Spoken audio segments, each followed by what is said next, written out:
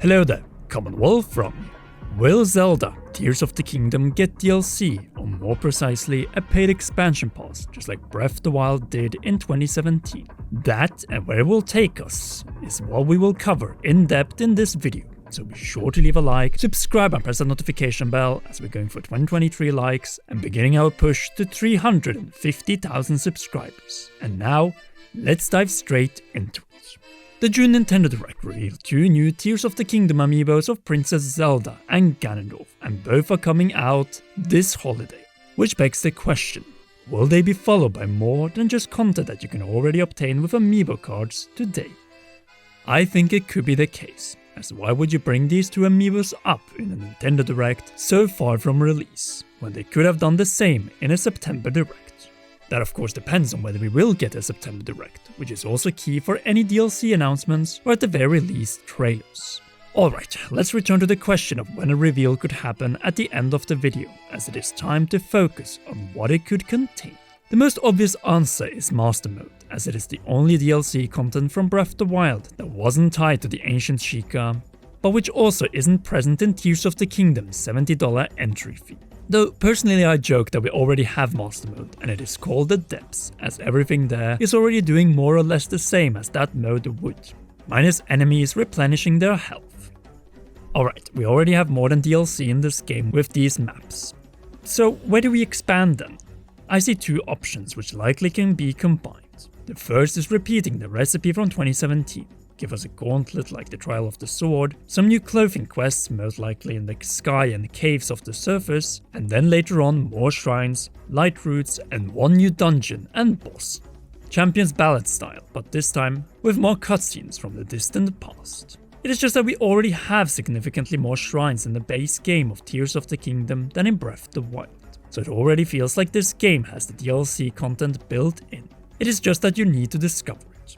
Still, many are hungry for more, and Nintendo are well aware of this DLC money opportunity, especially as there's just so much more you can do with the Zonai, a race that is not nearly as explored as the Ancient Sheikah were in Breath of the Wild. And to be completely honest, we have only explored the last 2 individuals, but there's a lot of potential before, during Zelda's stay, and even after. So let's go back nearly to the beginning, namely to the dragons gracing Hyrule. Yep, Dragon DLC, just like in the title of the video. That is our hottest suggestion, which goes way back prior to the lifetime of Rauru and Sonia, the lifetime of Dinrol, Nadra and Farosh. Their ears are different from Zelda's Light Dragon, and the reason is simple. They were most likely Zonai, not Hylian, as their ears match the lengthy ones of Rauru and Minoru, along with the figurine that descends down to the surface on the mural. But how did they end up as dragons? Likely draconification by swallowing secret stones, and due to this, losing themselves and making this act a forbidden one for all future wielders of the remaining stones. The great taboo of the Zonai explained, and the reason why we're talking about 7 secret stones, not 10, as shared through, get this, the memories of the dragons before they became deities to the Zonai, back when they were Zonai themselves, and in the process, solving one of the final mysteries remaining regarding the tribe before the Zelda team can move on to other type of Zelda projects. Remember, Princess Zelda, despite draconifying by swallowing her time stone, still managed to spread her tears across Hyrule to create the Dragon Tear questline, including one final one dropped in present times upon Link's visit to all geoglyphs, all which held the tears from the distant past. Now what if Dinrol, Nadra and Farosh Du already did the same in the past? But say theirs were not marked by geoglyphs and hence harder to locate. Say they drop 2 tears each, giving us 6 new dragon tears to locate in their flying paths. Say 1 on the surface and 1 in the depths, all giving us a glimpse to a time long before the founding of the Kingdom of Hyrule, to a time where 10 secret stones existed, but were about to be reduced to the number we know from Zelda's memories and the mural in Hyrule Castle's depths. A world where all stones are wielded by Zonai who completely dominate the surface. As exciting as this possibility is, especially since it doesn't require adding more territory to the map, there is one problem. How would this tie to the amiibo of Link, Zelda and Ganondorf? And could a DLC without cutscenes of Link, Zelda, Ganondorf, Rauru and Minoru even work? That is the big question, so let's move further down in time, as Tears of the Kingdom, unlike Breath of the Wild's 3 time periods, is a story of 2 time periods, and 2 characters on different quests. The distant past, the final Zonai generation, and the era of Tears. Hence, it makes sense to see more of the ancient sages, much like we saw more of the champions 100 years prior in the Champions Ballad. And this would make sense, as we barely even see the distant past sages, and maybe, and then I just say maybe, we can see them unmasked. That is one possibility. The other is seeing more of the last weeks of Raru, Sonia, plus Minoru. Maybe learn more about the third eye of the Zonai and what is more of the tribe's deeper secrets. Especially if these cutscenes are not only movies, but playable sections. That is right, this is how you make Zelda playable. Not in the main game, but paid expansion pass. Make her speak with Ganondorf, as guess what? She never did in any of the memory cutscenes. There was never any dialogue between the source of the Great Calamity and Gloom and the victim of both.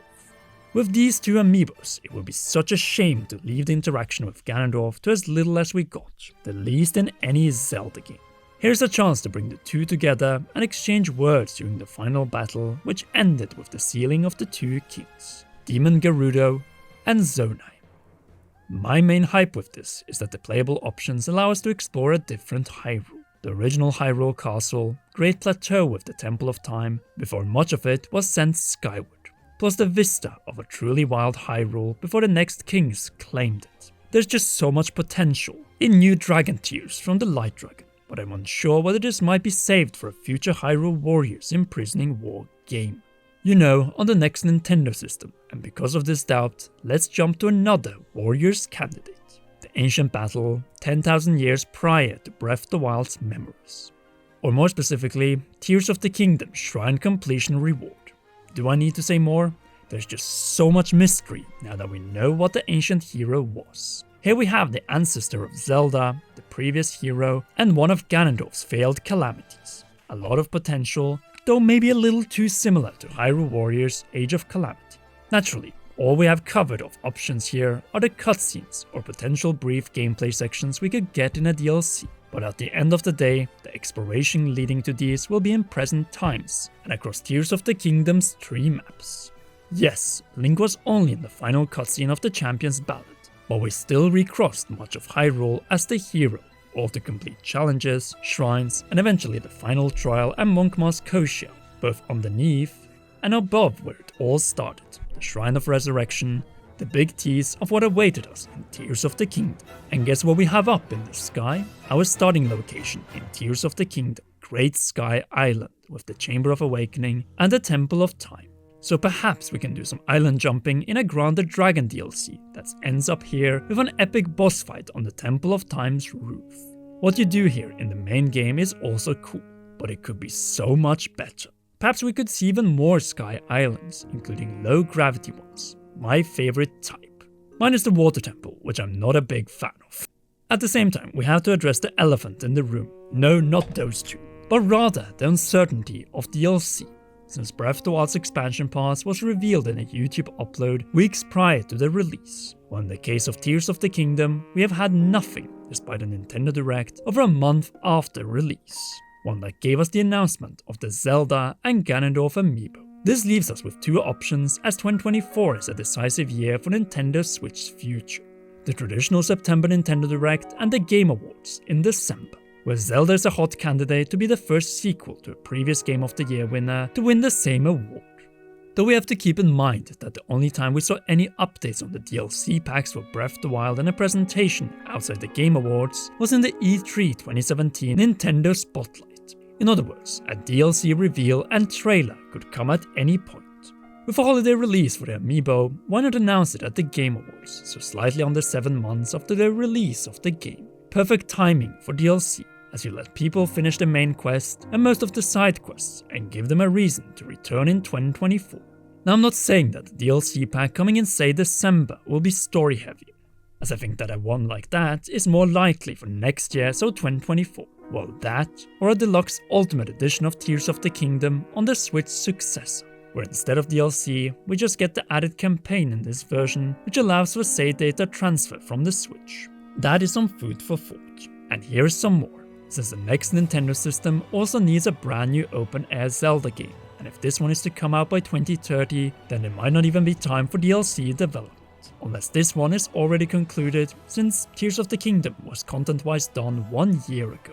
What took another year was to polish it to the release quality we received. So who knows, perhaps the Zelda team has already cooked up our DLC dish and are only waiting for the Game Awards. But what do you think? Will we get Tears of the Kingdom Dragon DLC, or has that ultra-handed vehicle left the station and we better let the Zelda team start cooking up the next big Zelda adventure? Sound off in the comment section down below. If you haven't already, then be sure to leave a like, subscribe and press the notification bell to not miss any upcoming Tears of the Kingdom and other Nintendo videos. Last, a big thanks for watching until the end to all our patreon.com/commonroll patrons and our royal producer, Charles Shash. You rock, and please enjoy one or both of these two awesome videos.